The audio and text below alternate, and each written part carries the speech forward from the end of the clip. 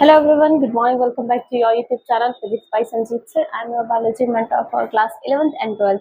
Class 12th में chapter start है organism and population. ठीक है, आज का जो टॉपिक है वो हम लोग पढ़ेंगे बायोटिक फैक्टर ऑफ टेम्परेचर. ठीक है, टेम्परेचर पे बायोटिक फैक्टर कैसे होता है आज वो पढ़ेंगे. ठीक है, तो the temperature is the most important ecologic relevant environmental factor. देखो जो टेम्परेचर है वो बहुत ज्यादा ही इंपॉर्टेंट है. ये बहुत ज्यादा ही क्या है इम्पोर्टेंट है किसके के लिए, इकोनॉमिकली के लिए, इकोलॉजिकली के लिए बहुत ज्यादा, इन्वायरमेंट हमारे इन्वायरमेंट के लिए भी बहुत ज्यादा क्या है इम्पोर्टेंट है. ठीक है, तो देखो रिजल्ट में क्या क्या आएगा, तो कुछ टर्म्स आएंगे. देखो जो टेम्परेचर होता है, temperature is directly linked by, देखो temperature is directly linked with the functional of enzymes. देखो ये जो हमारे ये जो है टर्म्स, ठीक है, इक्विवेलेंट, जो temperature is the most important ecological environmental factor.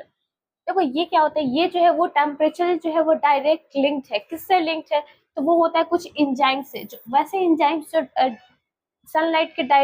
Sunlight के कांटेक्ट में आते ही वो क्या करने लगे, फंक्शनल स्टार्ट कर दे. ठीक है, फंक्शनल स्टार्ट कर दे तो उसे हम लोग क्या बोलते हैं, तो उसे हम लोग बोलते हैं रिवेलेंट ऑफ, उसे हम लोग बायोटिक फैक्टर बोलते हैं. ठीक है, बायोटिक फैक्टर में क्या होता है, कोई भी एंजाइम्स है, ठीक है, वो क्या हो रहा है, सनलाइट के कांटेक्ट में आने से वो क्या हो जा रहा है, फंक्शनल होने लग रहा है. ठीक है, अगर इसमें देखो अगर टेम्परेचर क्या हो रहा है, इंक्रीज कर रहा है, टेम्परेचर इंक्रीज कर रहा है तो जो हमारा एंजाइम्स है वो क्या हो जा रहा है, तो एक्टिवेट कर जा रहा है. एंजाइम्स जो है वो क्या कर रहा है, तो एक्टिवेट हो रहा है. और जैसे ही टेम्परेचर डिक्रीज हो रहा है, जो एंजाइम्स है वो क्या कर रहा है, तो डीएक्टिवेट हो रहा है. ठीक है, डीएक्टिवेट्स हो रहा है. ठीक है, देखो जो एवरेज टेम्परेचर होता है उसमें जो सीजनली क्या होता है, चेंजेस होता है, समर विंटर्स रेनी ये सब आते रहते हैं. ठीक है, तो इसमें क्या होता है, कभी कभी जो होता है वो हाई एटीट्यूड हो जाता है, हाई एटीट्यूड हो जाता है, अल्टीट्यूड हो जाता है. हाई एल्टीट्यूड हो जाने के कारण क्या होता है, देखो हाई एटीट्यूड हो, अल्टीट्यूड होगा तो इसका मतलब विंटर होगा, लो होगा तो क्या होगा, समर होगा. ठीक है, तो टेम्परेचर अगर अल्टीट्यूड क्या होगा, हाई होगा. ठीक है, टेम्परेचर हाई होगा तो समर होगा, अगर लो हो जाएगा तो क्या हो जाएगा, विंटर हो जाएगा. ठीक है, तो ये प्रोसेस है. अल्टीट्यूड जो है वो क्या होता है, हाई होता है तो समर, और लो होता है तो विंटर हो जाता है. ठीक है, mango trees do not and can not grow in a temperature countries. ये तो ये जो मैंगो है ये हमेशा हॉट एरियाज में ही ग्रो करता है. ठीक है, सीजन में एक साल में एक बार ही आता है, ये हॉट सीजन में ही, हॉट एरियाज में ही ग्रो करता है.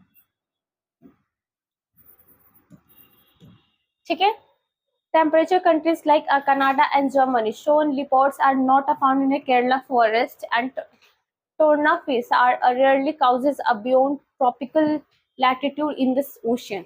देखो अगर मैंगोज का बात करें तो मैंगोज ट्रीज जो है वो ग्रो नहीं हो सकता है, अदर कंट्रीज में ग्रो नहीं हो सकता. जैसे कनाडा और जर्मनी का बात करें तो इसमें जो मैंगो ट्री है वो ग्रो नहीं होगा. ठीक है, बढ़ेगा नहीं. जो लिपॉर्ड्स है वो लिपॉर्ड हमेशा कहाँ रहेगा, स्नो एरिया में ही रहेगा. स्नो लिपोर्ट जो हमेशा क्या रहेगा, स्नो एरिया में ही रहेगा. वो केरला के फॉरेस्ट में नहीं रह सकता है. ठीक है, केरला के फॉरेस्ट में बहुत ज्यादा गर्मी होती है तो वहां पे स्नो लिपोर्ट नहीं रह पाएगा. अगर हम लोग बात करें टूना फिशेस का, तो वो जो फिशेस है ये हमेशा कहाँ रहेगा, ट्रॉपिकल एटीट्यूड में ही रहेगा. ठीक है, ट्रॉपिकल एटीट्यूड ओशियन में ही रहेगा, बाकी अदर जगह पे नहीं रहेगा, अदर जगह पे ग्रोन अप नहीं होगा. कुछ ऑर्गेनिज्म जो है वो ज्यादा टेम्परेचर, हाईली टेम्परेचर में रहना पसंद करते हैं. कुछ ऑर्गेनिजम्स एनिमल कैसे हैं जो लो टेम्परेचर, मीडियम टेम्परेचर पे रहना पसंद करते हैं. ठीक है, जैसे यूथर्मल. ठीक है, यूथर्मल जो टॉलरेट नहीं कर पाता, टेम्परेचर को टॉलरेट नहीं कर पाएगा, उसको हम लोग यूरोथर्मल बोलते हैं. ठीक है, और वैसे ऑर्गेनिज्म जो वैसे टेम्परेचर को स्ट्रिक्टली फॉलो कर सकते हैं तो उसे हम लोग क्या बोलते थे, एस्नोथर्मल बोलते हैं. ठीक है, जैसे सैलोमन जो है वो क्या है, सोलोमन जो है वो कोई भी टेम्परेचर में क्या कर सकता है, तो सर्वाइव कर सकता है. ठीक है। अब देखो अबायोटिक फैक्टर वाटर में, एबायोटिक फैक्टर देखेंगे टेम्परेचर में तो देख लिए, अब हम लोग देखेंगे वाटर में। तो water is another the most important factor influence the life of organism. देखो वाटर जो है वो मोस्ट इंपॉर्टेंट फैक्टर है, किसका मोस्ट इंपॉर्टेंट फैक्टर? ऑर्गेनिजम्स का मोस्ट इंपॉर्टेंट फैक्टर।